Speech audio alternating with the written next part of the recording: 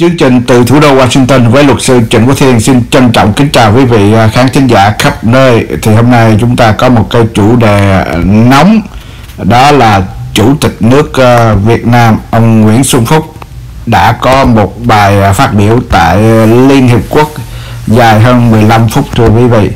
Và ông vừa mới kết thúc thì chúng tôi tải lên đây cho quý vị khán thính giả khắp nơi.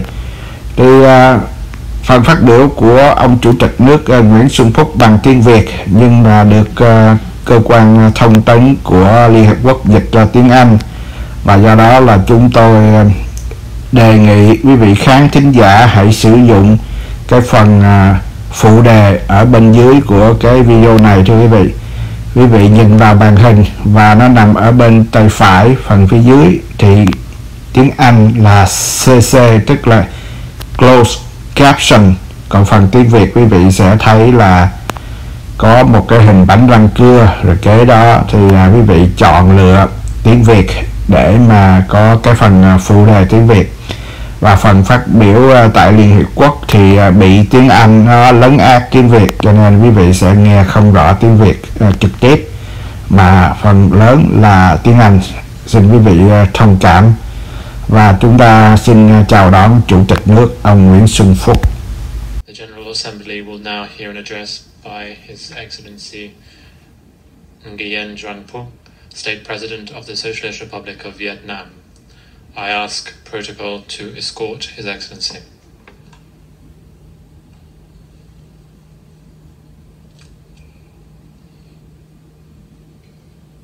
Và thưa quý vị, trên màn hình là Chủ tịch nước ông Nguyễn Xuân Phúc.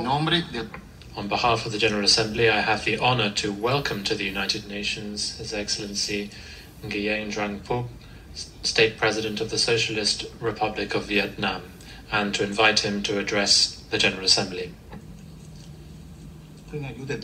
Mr. President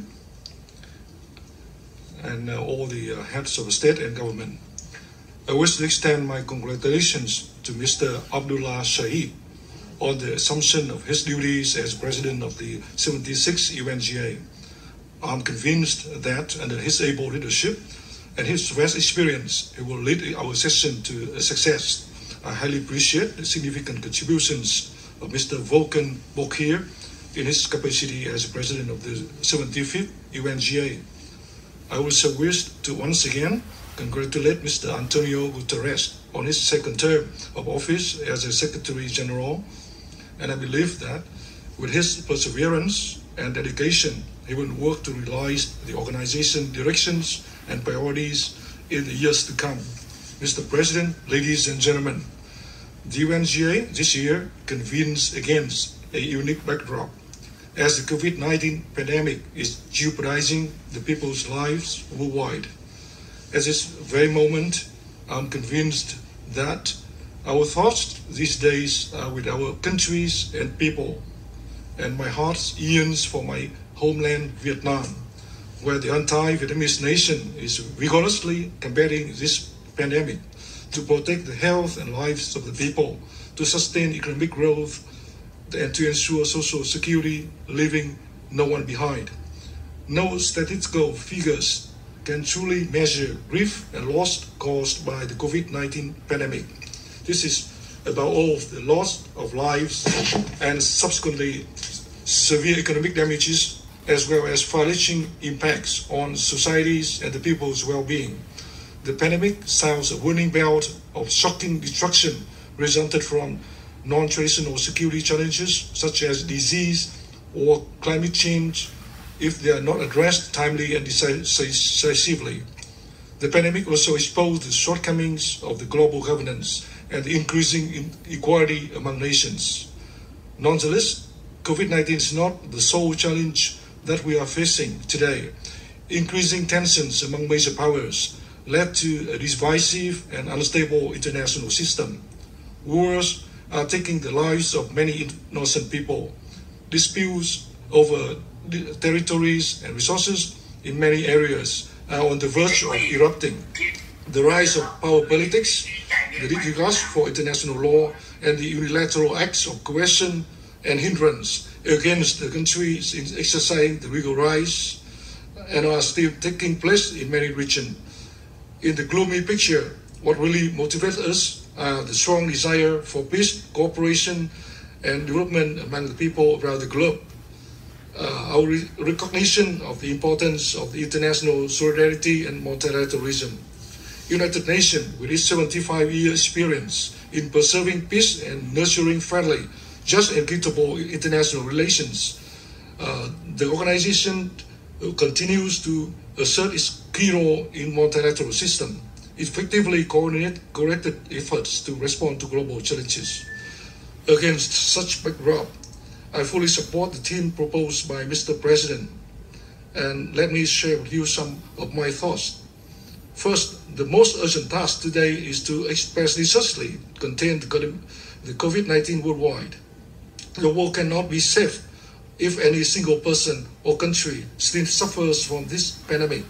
Vietnam values the role of UN agencies and other multilateral institutions, particularly the COVAX facility in promoting fair access to COVID-19 vaccines and medications.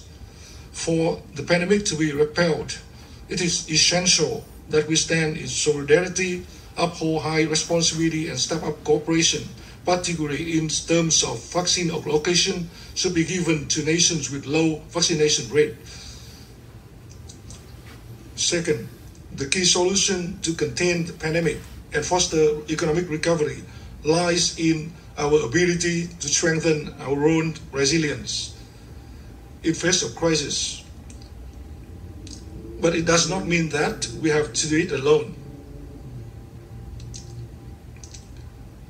Resilience can only be sustained if it is based upon cooperation and connectivity among nations, particularly at a time when non-traditional security challenges do not know borders and can impact any nations. We highly value the role of the UN system and do hope that it will continue to work closely with UN member states, endeavor to build resilience, accommodating interests and concerns of all countries. Third, the challenges we face can be turned into development opportunities as our daily lives, production, business activities have to undergo changes to adapt to the pandemic. This is an opportunity for digital transformation, utilization of novel technologies, and enhanced productivity, competitiveness, self-reliance of our countries' economies. It is also a chance for us to pursue green transformation, sustainable development, trade and investment facilitation. It should also work together in promoting the flow of goods and people and maintaining global change. The agenda for sustainable development provides us with excellent blueprint to seize such opportunities and call for enhanced cooperation. We call upon all countries to fulfill their financing for development commitments, reschedule debt payments by developing countries, and thereby turning opportunities into concrete development outcomes. Fourth, cooperation in mitigating and preventing desired impacts of climate change has become crucial than ever before. Harsh weather conditions, sea level rise, environmental pollution, and biodiversity degradation are cumulative consequences of decades of mankind's reckless quest for development.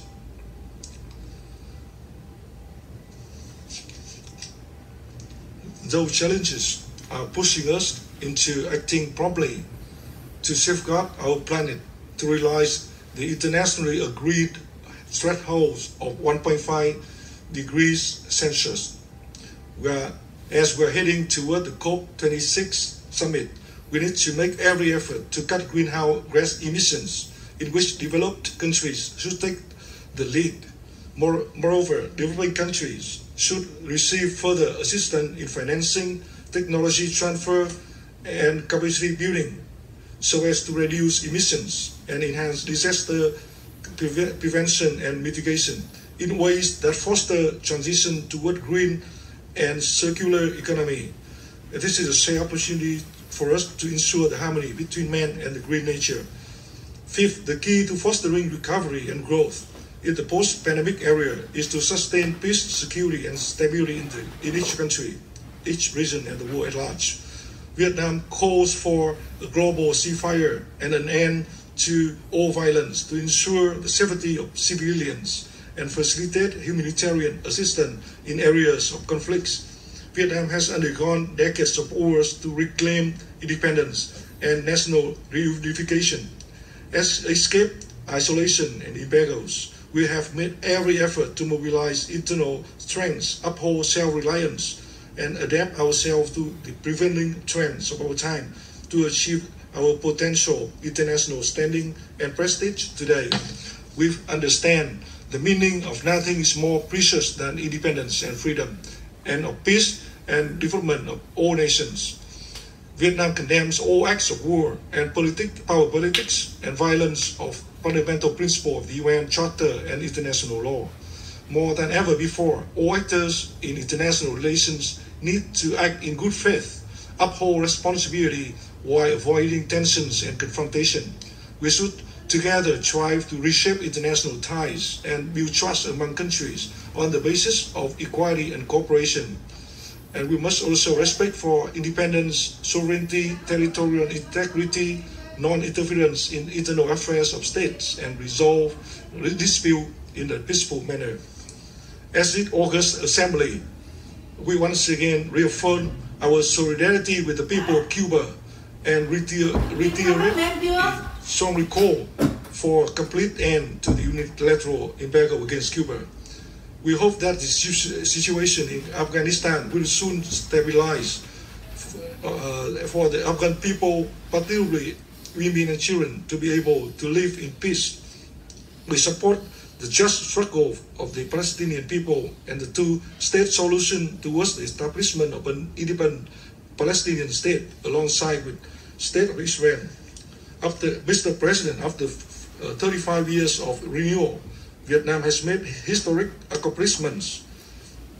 We are becoming a high-income developed country by 2045 on the century of anniversary of Vietnam's independence. The aspiration for a strong and prosperous Vietnam can only be realized when the country is truly a law-governed state of the people, for the people, and by the people. Vietnam is pursuing a people-centered approach and is striving to achieve social progress and equality, preserve cultural values, and protect the environment while promoting sustainable, inclusive development. This is closely aligned with the SDGs that we endeavor to fulfill. Vietnam has been pursuing the foreign policy line of independence, self-reliance, peace, friendship, cooperation, and development, diversification and multilateralization of external relations. As a responsible member, Vietnam is proactively and actively engaging in extensive international integration, making responsible contribution to the concerted efforts of the international community. Vietnam unwaveringly supports multilateralism with the UN at the center and international law as foundation. We uphold the purposes and principles of the UN Charter and endeavor to make contributions to a more democratic and effective UN. We will always remember and treasure the UN's invaluable assistance accorded to Vietnam. The fruits of Vietnam's reform and integration owe partly to the resources and policy advice of the UN development system. In the region, Vietnam is working closely with fellow ASEAN members to promote ASEAN centrality in the maintenance of peace, security, prosperity in Southeast Asia and Asia Pacific at large. The ASEAN-UN relations has constantly been consolidated and developed, becoming a role model for cooperation between the UN and other regional organizations. We are making vigorous efforts to implement the 5-point consensus endorsed by ASEAN leaders to foster dialogue, reconciliation, humanitarian assistance to the people of Myanmar. Vietnam shares ASEAN's position and the international community's common voice on the importance of peace, stability, security, safety, freedom of navigation and overflying in the South China Sea. We hold that all parties should refrain from unilateral actions that may further complicate the situation, resolve disputes and differences through peaceful means in line with the UN Charter and international law, including UNCLOS 1982. It is necessary to fully observe the CDOC and soon achieve a substantial and effective COC in line with international law, including UNCLOS 1982. Mr. President, on this momentous occasion, on behalf of the state and people of Vietnam, I sincerely thank all countries for the trust placed in Vietnam in its capacity as non-permanent member of the UNSC for the term 2020-2021. In the past 2 years, Vietnam has always upheld the principle of partnership for sustainable peace. We have promoted dialogue and cooperation and actively joined concerted efforts to prevent and address conflicts. Vietnam has advocated the upholding of the UN Charter and international law, bolstering cooperation with regional organizations, conflict prevention, mine action, and the protection of the people and critical infrastructure in armed conflicts. The national flag of Vietnam is flying high at the UN peacekeeping missions in South Sudan and Central African Republic, and it will soon be flying in other missions as well. With our desire to make further contributions to the work at the UN, Vietnam is running for a seat at the Human Rights Council for the term 2023-2025 and at other important UN agencies. We look forward to the continued support from all countries in this endeavor. Mr. President, the path ahead will not be easy, but I'm convinced that the world's people's hearts will beat as one. Vietnam will work closely with countries and people around the world so that together we can prevail over the pandemic and build a world of peace, prosperity, happiness for all. And this will be a glorious victory for all of us. Thank you.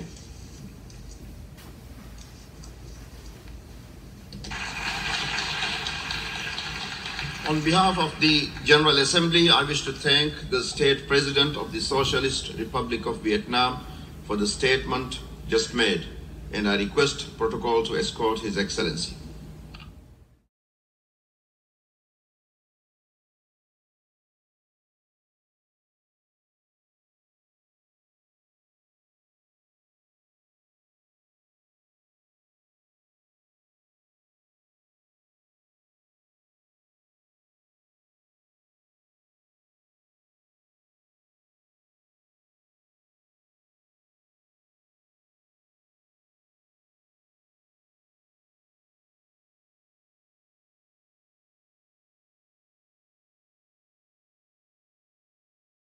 Ngay sau phần phát biểu tại Diễn đàn Liên Hiệp Quốc thì ông Chủ tịch nước Nguyễn Xuân Phúc sẽ có cuộc gặp gỡ với những người Việt sinh sống tại Hoa Kỳ và xung quanh thành phố New York, thưa quý vị. Thì chương trình từ thủ đô với luật sư Trịnh với Thiên đến nay tạm chấm dứt. Xin trân trọng cảm ơn quý vị khán thính giả khắp nơi. Xin quý vị vui lòng nhấn subscribe để ủng hộ kênh. Thành thật cảm ơn. Xin hẹn quý vị trong chương trình kỳ tới.